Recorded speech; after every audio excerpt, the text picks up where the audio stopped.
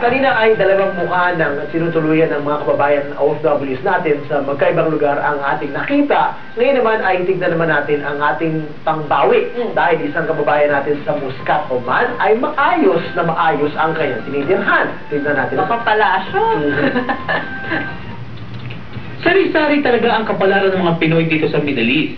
Sa trabaho at maging sa accommodation na kanilang tinutuluyan, magkaiba-iba pa rin. Isa sa mga nabigyan ng magandang accommodation dito sa Muscat ay ang kabayan natin si Cristina Daos. Mahigit 2 taon pa lamang si Cristina sa Oman at nagtatrabaho sa Sultan Qaboos University bilang coordinator sa College of Nursing. Bale, dito ko nakuha ko yung accommodation dito sa May Alcud. So, happy naman ako kasi parang first time kong magsarili pero parang I learned to be independent. Yun. Saka okay yung accommodation ng SQ.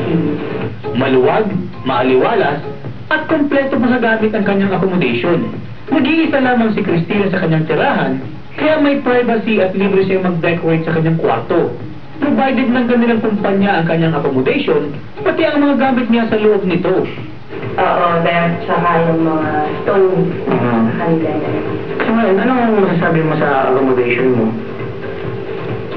Overall, talagang kung i-compare mo sa iba, parang blessed talaga.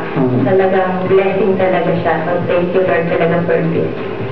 Nagpapasalamat si Cristina sa biyayang makapagtrabaho ng maayos sa bansang Oman. Kagandahan ko dito sa work ko, kasi government siya, so 8 o'clock to 4 p.m. lang. Tsaka 5 days. Bali, dito kasi sa Oman, Saturday until Wednesday. Tapos, every year, meron kami free airfare tickets papuntang Pinas. Yan. So, sagot din ng company nila. 36 days. Yan. So, okay na lang siya. Thank you, Lord. Malayo man daw siya sa Pilipinas, ay special pa rin ang kanyang work experience dahil sa kanyang home away from home. Ay, napakaswerte naman ni Cristina at meron siyang home away from home.